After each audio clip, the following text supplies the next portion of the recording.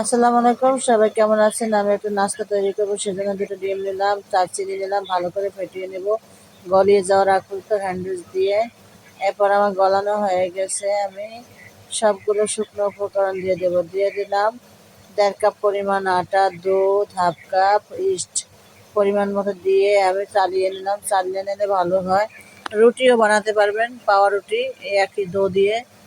তা আমি আবার আস্তে আস্তে কুসুম গরম পানি নিয়ে আমি ঘন করে একটা ডো তৈরি করে নেব। বেশি পাতলা হবে না, ঘন হবে না। আমি লবণ দিতে ভুলে গেছিলাম, সেজন্য লবণ দিলাম। মিষ্টি জিনিসে লবণ দিলে ভালো হয় টেস্ট। এবার আমি কোন পেপারে নিয়ে আমি একটা মগের সাহায্যে নিয়ে দিলাম। এবার আমি চুলার কড়াইতে তেল বসিয়ে দিলাম।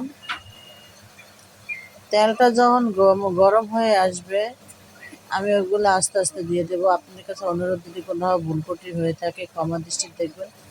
ভালো লাগলে লাইক, কমেন্ট, শেয়ার করে সাবস্ক্রাইব করে পাশে থাকবেন। কোনো স্কিপ করবেন না প্লিজ। এবার আমি একটু কোনাটা কাটিয়ে নেব সামান্য।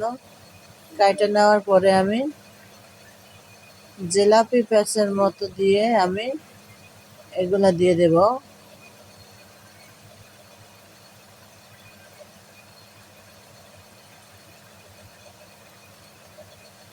আমি এরকম ছোট ছোট করে প্রথম দিলাম, কারণ একবার রুটির মতো হয়। অনেকে যে মিষ্টি রুটিগুলো প্যাকেটে খাইছি আমরা আগে, ওই মিষ্টির মতো হবে। খুব সুন্দর লাগে, টেস্ট অনেক, খাইতে অনেক মজা। আর কিছুক্ষণ যদি আপনি ডোটা তৈরি করে রাইখা দেন, তাহলে আরো সুন্দর হয়। আমি রাইখা দিতে পারছিলাম না, যার কারণে আমার ছোট বাচ্চা আছে, ওদের জন্য নাস্তা তৈরি করে দিতে হয়। এবার আমি সবগুলো মিডিয়াম আঁচে ভেজে নেব। এপিট ওপিট ভালো করে উল্টে দেব।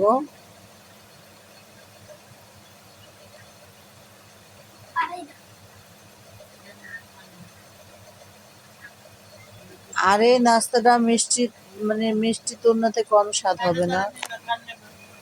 আমার হয়ে গেছে ভাজা, আমি তুলে নেব। আপনারা চাইলে শিরা দিয়ে ভিজিয়ে খাইতে পারবেন, আবার চাইলে শুকনাও খেতে পারবেন, যার যেভাবে উচিত। কারণ এখানে আমি তখন প্রথম ডো তৈরি করার সময় আমি চিনি দিয়ে নিয়েছিলাম। আমি আরো কিছুটি বানিয়ে আমি দেখাইতেছি।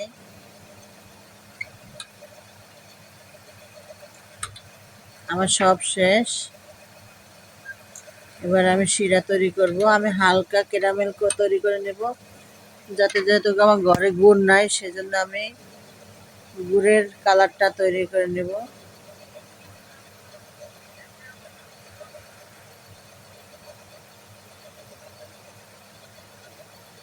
এবার দিয়ে দিব পানি।